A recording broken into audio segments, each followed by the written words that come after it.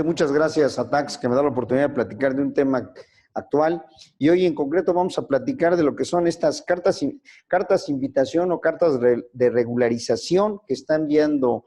el SAT a muchos particulares para efectos de regularizar su situación ante o para fines de la ley de lavado. Al final del día vamos a platicar brevemente de estas cartas y vamos a ver qué contienen y cuáles serían las recomendaciones que damos para atender esta invitación. Primero, son cartas que envía el Servicio de Administración Tributaria considerando o tomando como base lo que es la información que obra en sus archivos y concretamente lo que es las actividades preponderantes con las cuales se dio de alta el contribuyente. A partir de ahí, ellos ubican de manera genérica la actividad que desarrolla el particular y si consideran que se ubica en alguna de los supuestos del 17 de la ley de lavado, entonces formulan la invitación sin llegar a generar a fondo un análisis de si realmente resulta aplicable o no al caso concreto esa disposición. De tal manera que entonces revierten la carga de la prueba al particular de que él sea quien acredite que no se ubica en los supuestos a los que hace referencia la carta. Bajo esa premisa podemos partir de dos grandes ideas o dos grandes supuestos. Uno, que al final del día es una carta de invitación, no me genera ninguna obligación, puedo hacer caso omiso de la misma y ahí se termina todo lo relacionado con esta carta. Dos, puedo tomar la decisión con el fin de aclarar y hacerle las presiones correspondientes a la autoridad y evitar en lo sucesivo mayores requerimientos o formalmente un requerimiento respecto a esta situación vinculada con esta carta de invitación. Para quienes tomen la decisión de atender estas cartas e invitaciones, yo daría algunos requerimientos o precisiones muy concretas y algunas recomendaciones sobre el particular. Primero, habría que analizar, de acuerdo con la cédula de identificación fiscal, qué actividad de alta o cuál es la actividad preponderante con la cual la autoridad me tiene registrado. A partir de ahí, verificar si realmente mi actividad que realizo se encuadra en alguno de los supuestos del artículo 17 y concretamente al que me hace referencia la carta.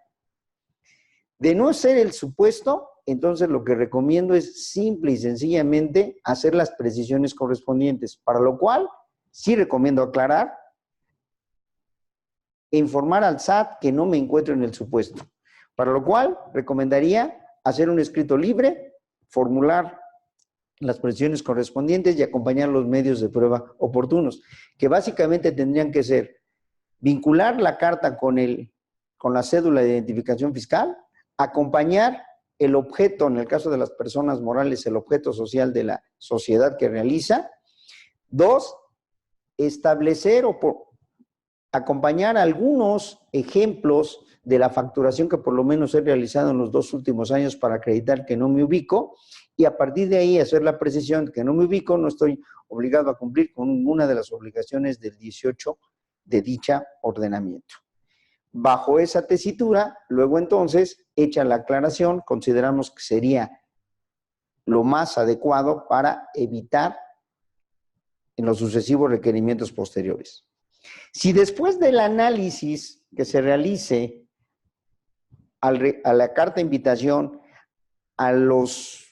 que vengo facturando, llego a la conclusión de que sí me ubico en el supuesto al que hace referencia a la invitación, entonces él o los pasos a seguir es regularizar. Para lo cual entonces tendré que ver a partir de qué momento estuve obligado a cumplir con los lineamientos de este tipo de disposiciones y presentar en su caso el alta para fines de la ley, presentar los avisos y en su caso generar los archivos o los expedientes de los clientes